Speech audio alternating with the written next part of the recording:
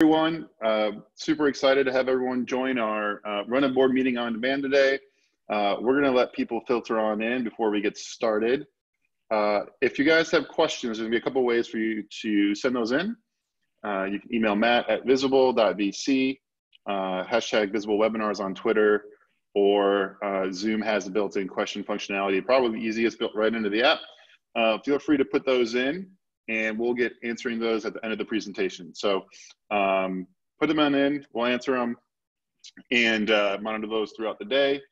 This is going to be completely recorded and distributed to everyone who registered after. So if you have to cut out early or looking for a recording after, just know that we'll probably send it hopefully sometime next week before Christmas.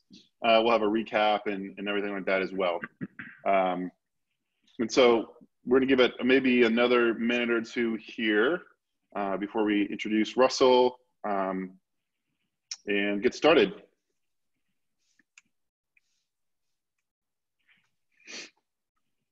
Just another minute or so we give everyone a chance to filter on in. I'll update my photo. Ooh, thanks, dude. Yeah, it looks good, huh? I didn't know which headshot to use. He had a couple, so I had to make the executive decision. With enough touching up, yeah, we can all look great.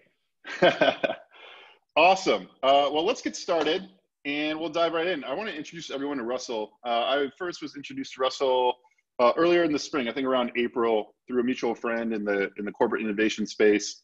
And Russell runs Stride Services. For those that don't know, Stride provides back office accounting and bookkeeping services to all kinds of companies. They're just like Visible, actually fully distributed and have people all over the world working for their organization. But when Russell was first introduced to me, he had this really interesting problem and idea around how do we create board reporting as a service and help automate that. Russell spent a lot of his career as an operator, as an entrepreneur, and founding a couple different companies, and ultimately running Stride now. And we really kind of gelled in this whole idea about being able to spin up a board meeting whenever you want, and that should be really ingrained in the organization.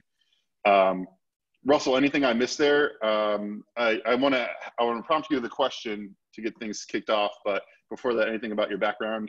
No, great, okay. Great intro. Happy to be here. Thanks. Yeah. So curious, what's inspired you in the last year, Russell? What's something that's really, we're wrapping up the year. What's one thing that's inspired you the most? That's a good question, Mike. I would say my big inspiration in this last year, and I think I had mentioned this to you, but my family and I lived abroad in Costa Rica for a good portion of this year. And for me, it was, the inspiration was a realization that I have control of my life. And I made a decision that was very intentional around the way that I wanted to design my life. And we lived in San Jose, and I worked, and we just made it happen. And that was a real powerful experience for our family. Man, that's awesome. Do you any plans to try to replicate that at some point in the future, or was 1 year enough for now? Oh, 100% when the kids leave the home. Awesome. Well, that's Russell. We're really excited to dive into automating board reporting and at a high level, I think just talk about your board construction, the dynamics of a board. I think as a first-time founder myself, it's something I really struggled with early on. So I think we want to give some insight to a lot of our mutual audiences around the construct of the board, the dynamics, the board meeting itself, and how you can help automate all of this. And today, we're actually announcing and we'll show a new feature we built directly with Stride. So you can automate all of this in one click using Visible and Stride. So we're going to do probably something that's considered a sin in the software world. Then we're going to do a live demo of something that we just launched today. So freaky. Hold on to your seats. I'll revisit this one more time. Any questions, Zoom chat in the bottom or email Matt. We're going to monitor those and get around those to everybody else. We're recording this. We're going to send it out after. So just be patient. Give us a week or so, and we'll get it to everybody. And again, I kind of ran through this, but the agenda today, let's talk about the purpose of the board, the content, how you can help automate that, running it, and then what do you do after the board meeting has been completed. And let's just get started. And this is something I prompted Russell, but and I think you've written a couple of posts have been published all over the web around the CEO's time and how much it's really worth, and really being obsessed over focus and productivity. But I'd love just to get your thoughts about, what role should the board play in being part of like the organization? Like, it's not just a separate thing, but it's really kind of in the fabric or DNA of the company. The amount of time and energy and anxiety that I incurred early on as an entrepreneur, just thinking about the board, who was sitting around the table, what they might be thinking, what that made me think about myself, and all of the existential concerns that come with being a startup founder, consumed hours of time. And I ultimately evolved to a point where I'm like, wait a second, what I am talking about with the board, what I want to show them should not be something I prepare. If I have to prepare it, that means I wasn't aware of it. So what is the status of our strategic objectives? What is the status of our financial expectations? What are the key topics that I want to have a conversation with these purportedly incredibly smart people? And if I'm spending 10 to 20 hours a month, a month or a quarter, getting a board meeting prepared, that's a very, very expensive time that I could otherwise be spending building a great product, doing customer development, driving sales. Yep. Awesome. Sorry, I'm not sure if you guys are seeing that or not. I'm having a difficulty getting the slides pulled up. All right. Is that right? No. I see the fabric slide. Okay. Awesome. Well, that is the right slide. Where is it on my computer? Here we go.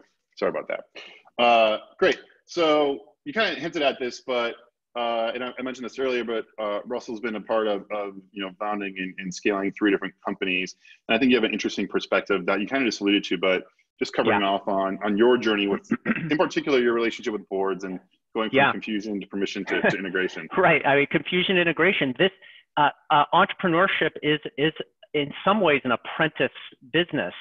There is no amount of schooling or education or reading that you can do to truly grasp what it feels like, as we all know, to ride the ups and downs of building enterprise and driving innovation. And you go in like deer in headlights. First board meetings, what do they need? What do they expect? How do I prepare? How do I show up? And it's particularly confusing, and it takes time. And that's humbling in so many ways. The number of board meetings I left feeling like I am an absolute zero, a loser. I do not know why the board doesn't fire me right now. Was permeated a good portion of my first startup. The second one was really a bit of maturing. Okay, I knew what I needed to disclose, but I spent a lot of time asking for permission. Like, hey, what do you think about this idea? And that's actually a fairly dangerous way to phrase your questions to your board. And then integration is, hold on a second, wait a second. I am a board member too. Wait a second, I own a big portion of this business too. And so integrating in a way where I had a seat at the table, yes, I'm responsible for preparing information, but I want to have as much of a dialogue about it as anybody else. Yeah, that's so spot on. When I still remember like the first 3 or 4 board meetings we had at Visible when we started the company, and I didn't really know anything about a board meeting. I've never been in one, let alone know how to run one. And I always found like that time leading up to it was just anxiety and being anxious. And then like the time after, I look back and be like, what did we actually do? And now I kind of learned. You survived it. Exactly. But and I think it's some of a muscle you got to build. But I really think that today, hopefully, we can let a lot of people skip the whole confusion part. Hopefully, get into like permission, but ideally integration. Yeah. And so that's going to bring us to kind of let's talk about purpose, and then we'll talk about how to automate. So let's just talk about purpose first. And I know you mentioned some of this, but managing your emotions when it comes to things like the anxiety before, the excitement you have to talk strategically about your company, but like as someone that has been on many boards yourself or helps companies prepare, like talk about that psyche of just like managing your emotions for the board meeting. Yeah, it's a little bit of approaching it in a stoic fashion, meaning board meetings and being surrounded by your investors, and maybe your independent board member, it spurs a lot of storytelling, right? Which are different than facts. So there are stories we tell ourselves about how the business is going or how it's not going. And those may not be based on facts at all. So managing your emotions, to me, is about leading with data, leading with facts. And then we can spend time talking about interpretation, but doing that too early in preparation, like, oh, how am I going to position this, and blah, blah, blah, it consumes a lot of energy and stirs you up unnecessarily. Yeah, yeah. And now with that, let's just talk about, I guess, the actual purpose, right? You have the fiduciary responsibility of like the board, which is like the formal, like, approving minutes and stock options, right? And then like embracing reality and dealing with, like, do we have capital execution? So like, I mean, we could, I think everyone probably is familiar with fiduciary, but maybe touch on that for a second, but then really let's get into like the purpose of the board as it comes around execution and strategic advice. Yeah, of course, the duty of care, duty of loyalty are legal terms. The only thing I would highlight there is duty of loyalty is a demonstration as a board member that you are essentially not self-dealing, that your interest as a board member is in service to all shareholders, which is super important, by the way, if you have a bunch of Series A shareholders sitting around the table and they're seemingly trying to protect their preferred position, which technically is not the right hat for them to wear at that board meeting. So let's park that for a second.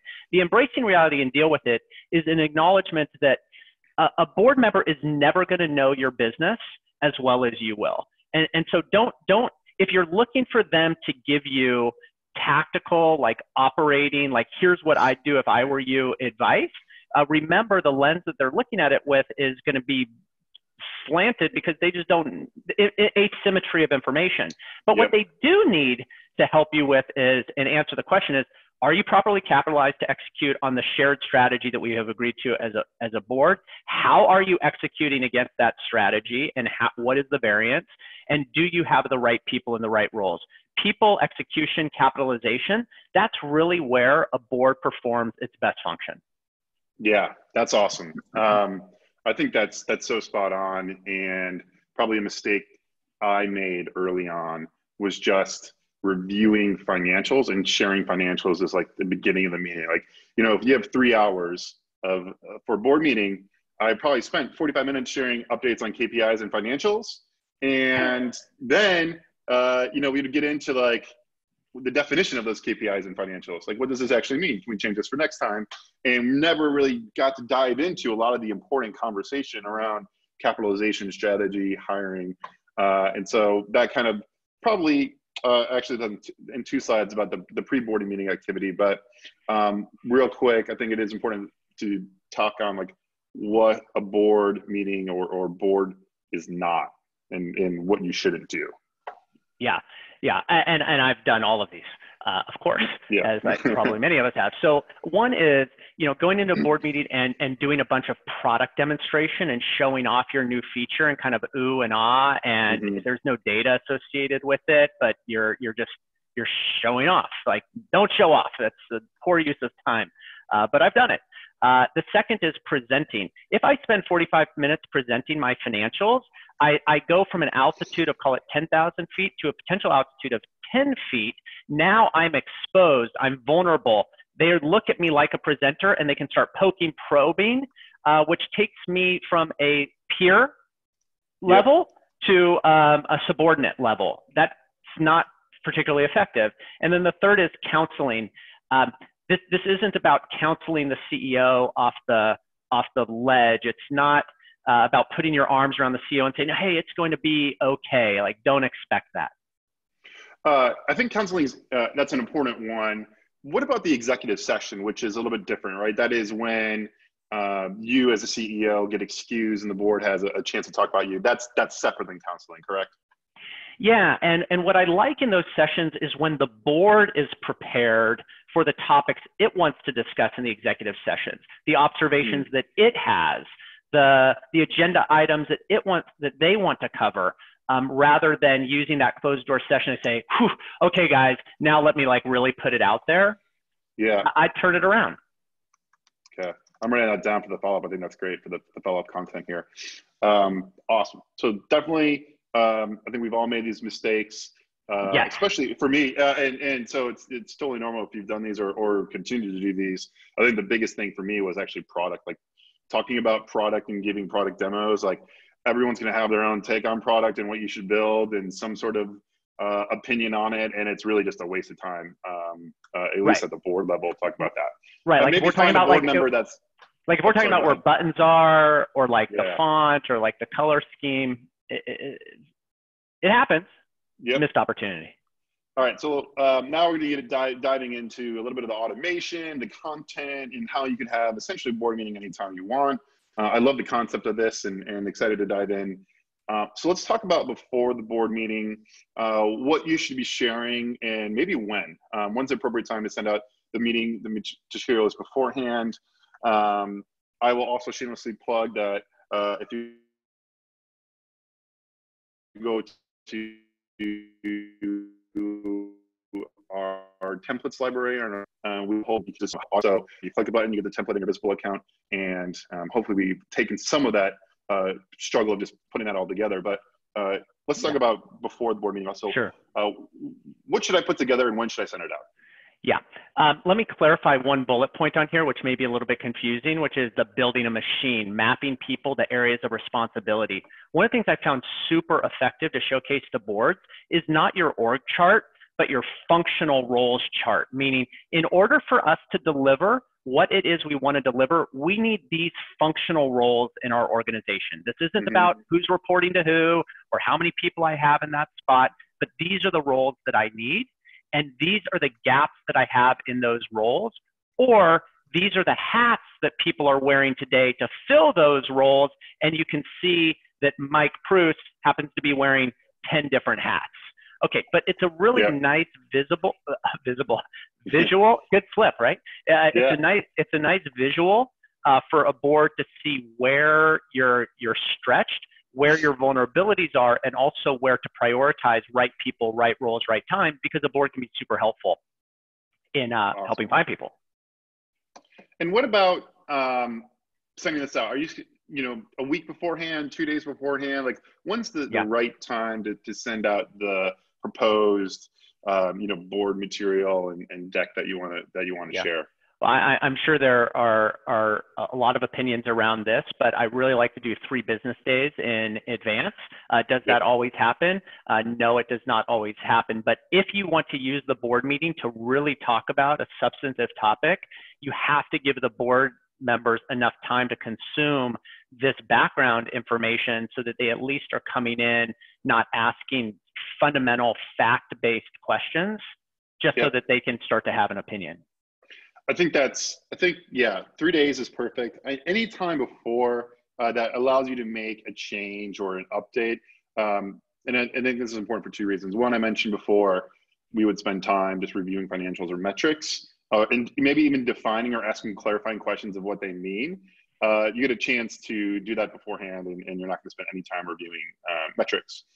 The second part of this is, making sure all your valuable time's on the items we discussed. This is like the most expensive meeting you probably run all year. Not only your time as a CEO, the time you use to prepare for it, and your executive leadership's time, but you're probably reimbursing board members for their own travel and expenses and their time.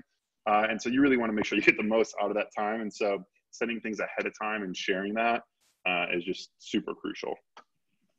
Yeah. Let's talk about no surprises. I think this is one that's really well documented and probably going to touch on, but I think, what kind of strategy should I use, whether it's good news or bad news, so you're not surprising board members during a board meeting itself, but discussing those beforehand? Yeah. I mean, certainly when it comes to issues around capitalization, issues around potential strategic partnerships, certainly topics around M&A, you kind of want to go into a board meeting knowing how people are thinking about the situation, that they are informed with the facts, and again, leading with an informed opinion, not just oh, this doesn't make any sense or this sounds stupid, because and they'll use, board members can use that language, certainly, but it'll throw off your cadence of getting to a decision point. So going to them one-on-one and having that conversation is very effective, because there is a herd mentality. It's human nature that people, other board members will start to pile on to a position, even if it's an ill-informed position, but it's squeaky and it's loud and it's energizing. Yep. Awesome. And now we're really going to get into some of the nerdy stuff. Yeah, I'm totally nerding out here. And providing some clarity here. So let's maybe provide a quick level set here. Stride, again, doing awesome work, providing backkeeping office solutions for accounting and finance. They run their entire business on Asana. Actually, Asana just did an awesome case study with them. But they run everything for themselves and their clients on Asana. And so we're going to get into a little bit about how Stride uses, Asana as a project management tool and a workflow tool. You can probably sub in, whatever tool you prefer here, but big fans of Asana. We use it as well. I'll let you take it over from here, Russell, in terms of what I'm looking at here, and then we can get into how we're automating some of the board meeting, and then we'll get into Visible as well. Yeah, and A, I know we're nerding out right now, and B, I know this is a lot of detail, so I'm not expecting people to read at the line item level. But what I want to show is that it is very clear to our entire organization, to our and our investors, this is, or owners, right? This is what we are prioritizing for this period of time. This is our strategic goal, right? For us, it's get to minimum viable scale by December, which is close a certain amount of business, generate a certain amount of revenue. Underneath those, what we call critical success factors are the series of SMART goals. Those are the sub goals that by definition, if achieved, will achieve the objective. You can see in the columns what the progress is.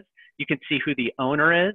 You can see what the target due dates are to achieve that goal. Now, there's a lot of detail that sits under each of those, but the point is, I'm never cobbling this together. It is real time. It is informed with the activities that those owners are prioritizing in service to hitting that. So it just exists. And so I am happy if an owner says, hey, show me what the status is of your priorities that we agreed to. Awesome. Let me pull up key objectives. Done. Yep. Awesome. And so are you sharing, and we have the board slide next, or the board workflow. Are you sharing this entire thing with your board, or what are you giving some, obviously probably not everything, but what are you sharing or putting together here, particularly for your board? Yeah. So I'm certainly sharing this with the board, and I'm complementing this with the data that we house in Visible to show measurably how we are tracking to each of these. Okay, awesome. So let's get into the board meeting kind of automation and topics and all that. So, and we've kind of broken this out beforehand, but I would love to have you walk us through this, and then we'll get into Visible here from this. Yeah. Again, I know there's a lot of detail here. Here are the things I want you to take away. One is this is a board meeting template that we make external for our board members. So they have this template. We have a standard. This is how we run it. There's pre-meeting work, and there are details around what that means. Oh, board member, if you have a question that that comes to mind for you as you're looking through the material, please populate it in the pre-meeting questions to answer. Here's the single board meeting topic that I want to talk about at the board meeting. And then the action items are those things that we have agreed to either before the board meeting or in follow-up that I am committing to completing. Awesome. So this is literally like your agenda for your board meeting. This is the agenda, and it's outward facing to them, and they have a responsibility to participate, right? Yep. To showcase that they are also thinking in advance and coming up with questions in advance to make the most of their time too. It's respectful. Yep. Great. And so from one of those recurring items, we're looking here now at CEO summary, right? So these are items that you guys want to run through at that board meeting. Right. Now, the one item above that, which I didn't detail, is celebrate wins. Like that's a principle of ours in the organization. As a company, we celebrate wins. So we will always start a meeting with celebrating wins, and we'll go around the table and everybody will articulate what are wins to celebrate. Reviewing the CEO summary. Yeah, so we're populating that in the task itself.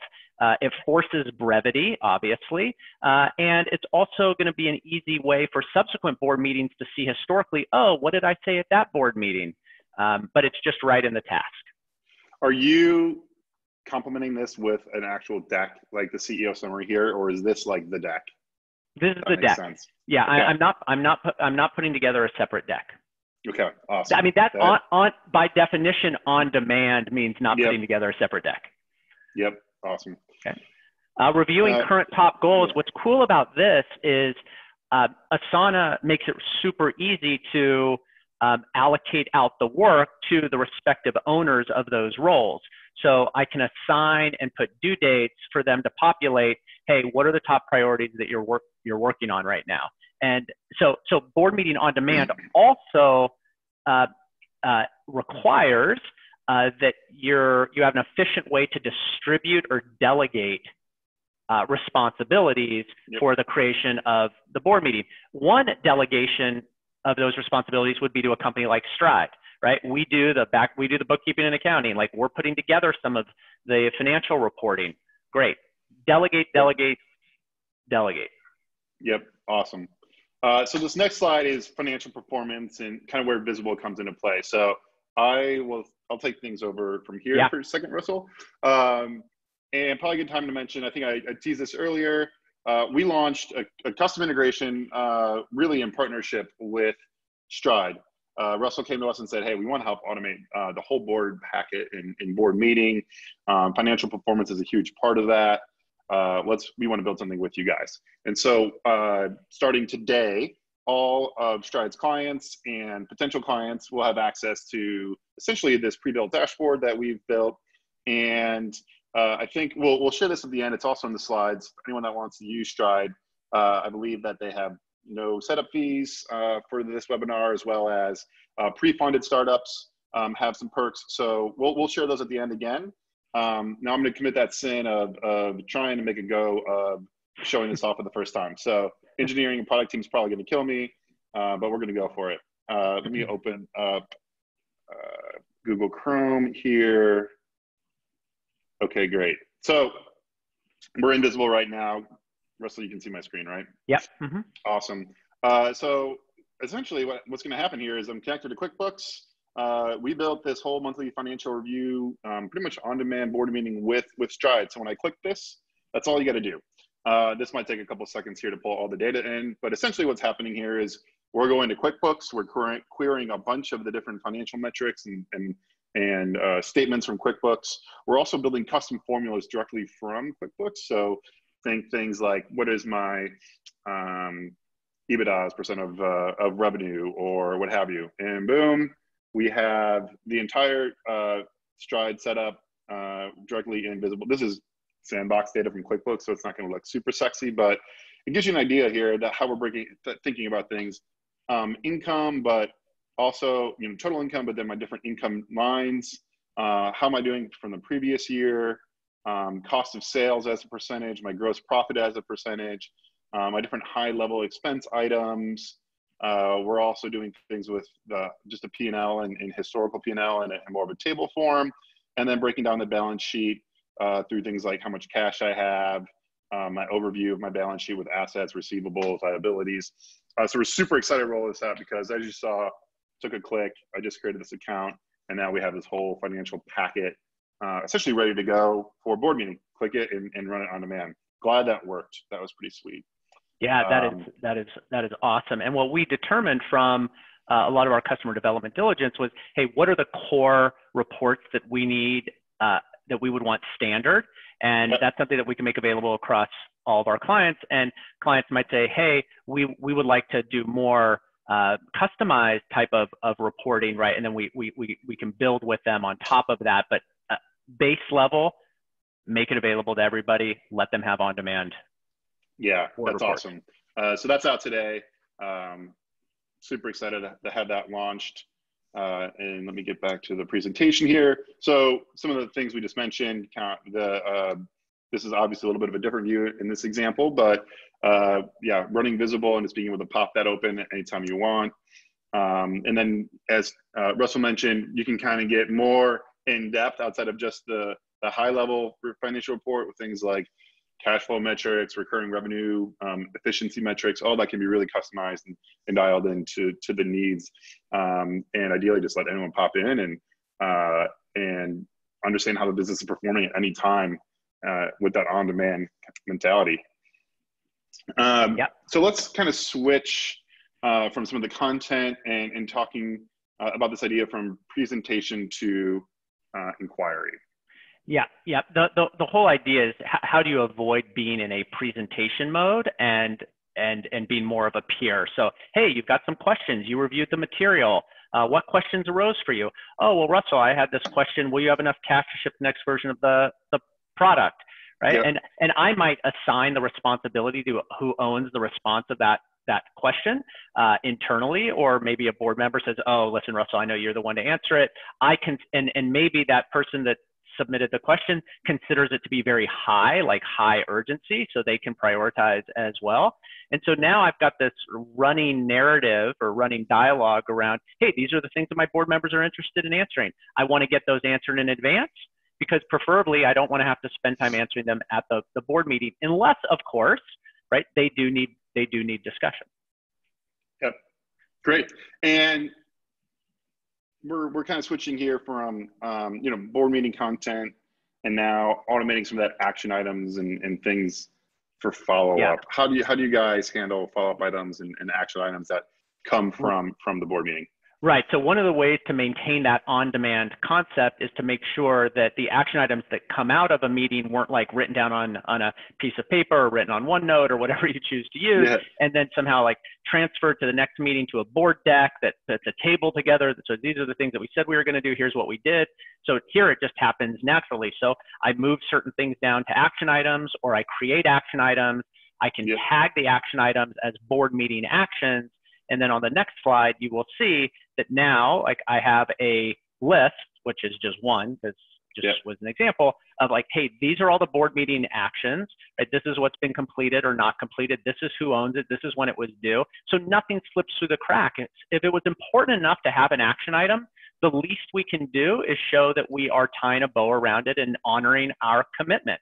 And that's just hygiene. It's good hygiene, it's good rigor, it's good discipline, and it's not hard. Yep, awesome. And I think that's a good segue into, we talked about some of the content and follow-up items from that, but the actual board meeting itself, getting ready for results. We touched on some of the stuff about not presenting and responsibility and discussion, but would love just to get your take on how you think about results and leveraging the board to its fullest. Yeah. So this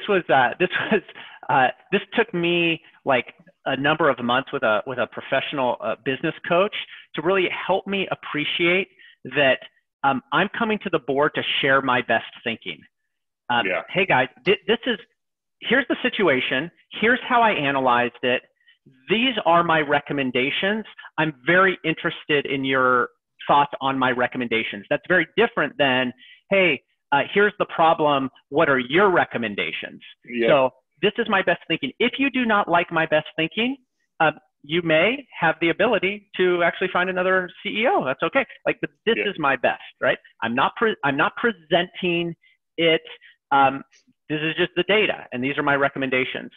The other is, it's fine to have a very spirited discussion, right? Let's get the topic out on the table and like get vitriolic about it if we need to, but it's really about attacking the issue. And by the way, if you think like that, then some of that emotion and anxiety of coming into the board meeting, that somehow you either have like imposter syndrome or your own existential questioning of your capability can park to the wayside and focus on the issue. And also recognizing that it's not a democracy. You may be in control of your company right now. You may not be in control of your company. But if you're in control of your company, what you want the board for is to provide you real value and consideration for you to think, ponder, and ultimately act. It's not a democracy. Just because somebody's the loudest voice in the room does not mean that is the direction you need to go. It's an input. Yeah.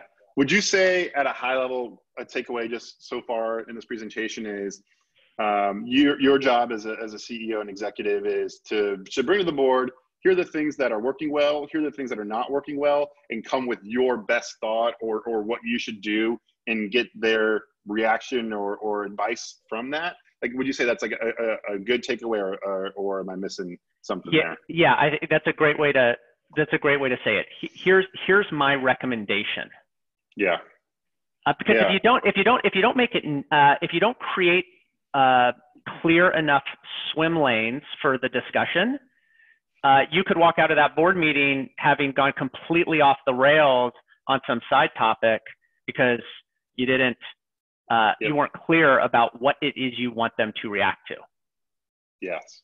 Awesome. I love like tactical examples and seeing like, what does that look like? And so we put some of these together around what are great board topics. So I could just run through these real quick of like what makes a great board topic. So one of those is struggling with B2B sales. And I want your reaction to the model we've built, but then also here's how you can support me in advance with these 20 prospects. I think that's a great way to bring some structure or a swim lane, as Russell said, to the conversation. I think it's also a great way to really leverage your board and say like, hey, is this a contributing board member or not? Like, are they helping me with these 20 prospects? And we talked about not only your org chart, but your functional org chart and functional roles, and where you should be hiring, like what milestones should you be thinking about as you make those decisions. Anything to add on that one, Russell? I really like that nugget around the functional roles and org chart. Anything around the hiring you wanted to touch on? Well, investors are very good at pattern matching. That's what the good ones know that. Like they've been on the journey, and so they typically have a lot of experience to share around hiring for different functional roles at different stages of the business, and can provide some rules of thumb or guidance, or hey, here's what I saw at this company. That's very different, by the way, than saying here's what I think you should do. Really seek their experience share versus their advice. Remember, they'll never know your business as well as you do day to day. Yep. Awesome. Two other ones I think that are great examples. Capital, especially like when you need to think about raising capital, the strategy behind raising that capital, where investors can support, especially early stage companies. A lot of those investors, they tout that the value they bring is helping you raise your future rounds of financing. And so I think that's always a great board topic. What are the milestones? Here's my plan. Here's where you can help. And again, especially with pattern matching, this is something they do every day. Is invest in companies and follow on in those companies. And so they're going to have all kinds of advice when it comes to things about when you should fundraise. Like, here are the quote unquote bad times. You should, don't raise from now until, the middle of January because everyone's going to be skiing. So I think that's always a good one. And then also this is becoming, I think, a really popular topic as well. I know this is just an example, but managing offshore resources. So in whether that's offshore or even remote, what experience can I lean on for investors from that in terms of those offshore experiences or even onshore, but as we become more distributed and more remote, again, something that they've seen before. They've seen that movie, so to speak. Yeah. Great. We're coming down to the finish line. We got some questions coming in. We're going to get to those, promise. We're going to try to wrap this up in the next 5 minutes or so. Let's talk about this idea that everyone's accountable and action from the board meeting. Yeah, the point of the visual here is keep things fairly narrow. Like, what do you want to get out of this board meeting? If you're clear on that, then the ideas will be germane to the problem that you're really trying to solve, and not go off the rails and start talking about other considerations that might be important, but not now, right? In the parking lot of important and urgent tends to trump. And so let's stay focused and narrow. And when you're narrow, measurable action items can come out of that. Okay, like this is the problem. This is the root cause. This is a good solution around that we all agree to. Okay, like who's involved here in helping to see that through? And really great board members will raise their hand and say, hey, I am willing to be accountable for certain actions. Of course, there's only so much I can do. I'm not day to day, but I am not just going to sit back and give advice. And when you have that dynamic, you can assign responsibilities. Yep, that's awesome. So after the board meeting action, I think we talked about this at length, especially just now. Let's wrap with a couple of things. One, we talked about on-demand, and with Russell and Visible and Stride and Asana, we really believe what we have built, this idea of board reporting as a service, or having a board meeting on demand. And it's something that I think we're going to continue to make strides. No pun intended there, but throughout the year is with Visible and some of our product strategy, we're all thinking about that whole funnel of my investor relationships from the highest level of I'm trying to get you to invest in my company, all the way down to the board level of how do I engage my investors there. So I think you're going to see a lot from us over the next 12 months when it comes to things around managing your board and board reporting. Anything you wanted to touch on before we switch over to Q&A, Russell? No, I love the triad. Awesome. So thanks for everyone that, if you have any additional questions that haven't been written in yet, submit them here. One thing that I will mention before we switch over that I mentioned, waive startup fees for pre-funded companies with Stride. Russell's email's here. We'll make sure we include that in the post-meeting write-up and video that we just recorded and put that in there as well. And the board reporting, that monthly financial review, that's included with every single Stride customer. So awesome to have Stride as such a great partner of ours, and really looking forward to 2020 with Stride. Let's get over to some questions. So first question, Russell, do you have an executive session every board meeting? We do not have an executive session every board meeting. Okay. No. And is that a function of you as the company or the board? Like, are you saying like, hey, we don't need one today? The board saying we don't need one, or what is that dynamic? Yeah, it's a little bit has to do with the stage of business as well, and the relationship that we have with our investors, and the dynamic that we've created around the actual board meeting, such that an executive session isn't really necessary. But sometimes it is, and if it is, and somebody wants to call an audible on it and call it and say, hey, I'd like to have an executive session, it's absolutely fine. Sometimes it's not. I'm a firm believer of, a board is another customer, and that customer needs to be managed. And if there's an issue to clear, or there's some things that really need to be talked about, great, use the executive session and clear it. If not, don't. When we talk about stage, like when is the right time to have a board? And maybe let's talk about, I think our mutual audience, or at least with Visible, a lot of is tech startups or startups that have raised capital. Yeah. When is the right time to have a board? Is it like right away? Is it once I've raised a certain amount of funding at a certain stage? Like when should I have a board? Yeah, it's a great question. I would make a distinction here between, I have a board and I want to operate with board level discipline. Okay, these are two different things, meaning everything that we've talked about today can exist even if you don't have a board, right? Yep. You might have a couple of advisors. You want to, maybe it's your management team. You want to create some accountability that forces that discipline and rigor.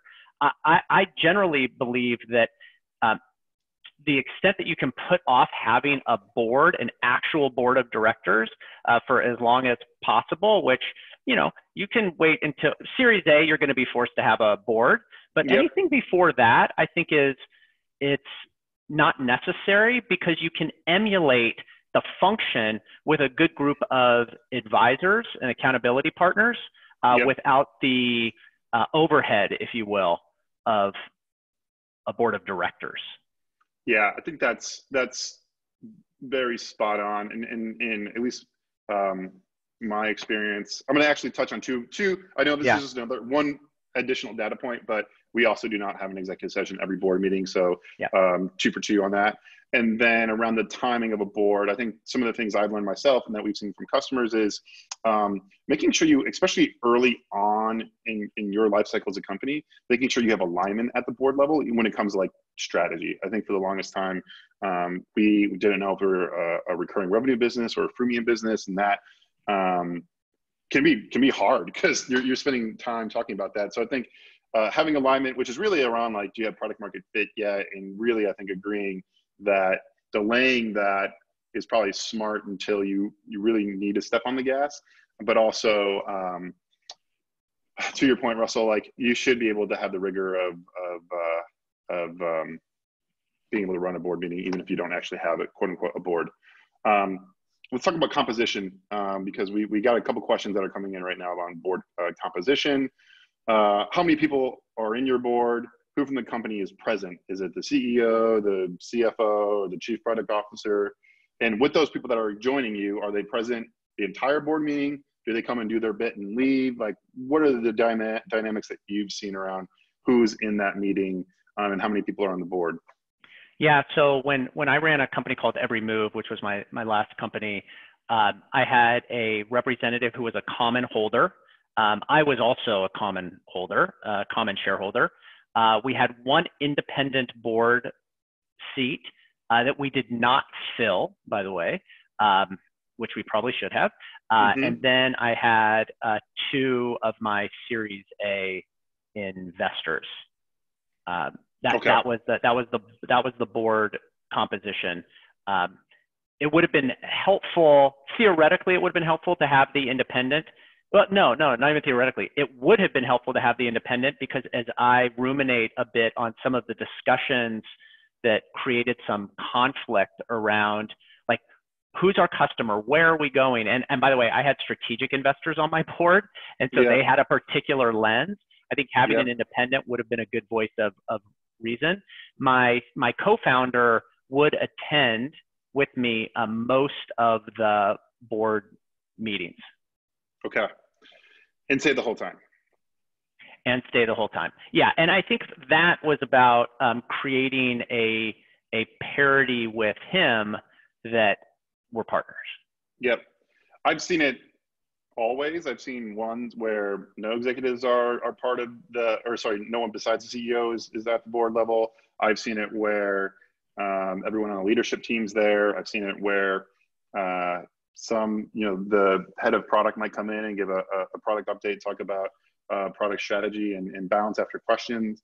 Ultimately, I think it comes down to what do you prefer as well as like the CEO and the right cadence for you. Well, and it's velocity and intensity in that meeting. The more people that are there, the more, especially if your team members, the more inclination there is to maybe raise their hand or say something or present. And like, I just want to get things done. And there's a point of diminishing returns, right? We've got 2 hours, super focused. I'll get you the information you need in advance. Let's go. Yeah. We have 2 questions somewhat related around topic. Hopefully we can answer this. Typical number of board members required to run a company, and does this change at Series A or later in terms of the board? I'll answer the first or the last part of that question off the top, which is, yeah, I think you'll see the board change over time, especially as the company changes capitalization and brings on new investors, bigger investors. You might see earlier stage people leave the board, independents join, later stage investors join. So I definitely will think you'll see the composition change over time. But can we talk for a second about optimal board structure and how many people like internally versus I guess externally? And this person said, just for clarification, we're a Series B company. Yeah. So first of all, the structure should generally be odd number of board members because yes, there are often decisions to make, and when it's 2 to 2 or 3 to 3, that becomes complicated. So odd number, and I would say for a Series B company, you're looking at somewhere between 5 to 7 members on the board. Right, that's the CEO, that's an independent, And that's going to be some representatives from your stack of investors, depending on how many you have and what rights they negotiated. You may have a board observer in that meeting. So I may have a representative from one of my investors that comes to the board meeting, but can't vote, but they have negotiated that observation right. But for a Series B, you're typically looking at somewhere between 5 to 7, and I would really stay smaller to the extent that you can. Remember, you don't necessarily want more board members. That's not like, ooh, that's not a win for you. It's more work for you. Yeah. All right, we're gonna have 2 more questions, it looks like. One, I think, has already been answered. Optimal time to send pre-meeting material. We said 3 business days before. I think that's smart advice. Obviously, it varies. Let's talk about this last idea, and it's been touched on quite a bit with independent board members. We talked about loyalty, I believe. I can't remember the actual term. Duty of loyalty. Duty of loyalty, yeah. So we had this really interesting, like, how do you ensure investors sitting on a board are wearing the venture building hat versus the monitoring, maximizing your current investment orientation first, right? I think those 2 things are at conflict. And I think earlier on in the presentation, you mentioned something around, like, the Series A investor protecting their ownership, which might be different than, like, the long-term enterprise value of the company. So how do you ensure that, you're not creating a destructive environment, but actually creating enterprise value for the long run?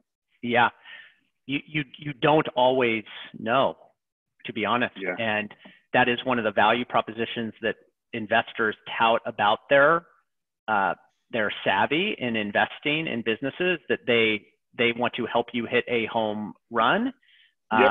And build equity value for all. And some, I used to work in venture for a number of years, and the managing partner said, you don't know what you invested in until you got to the first board meeting.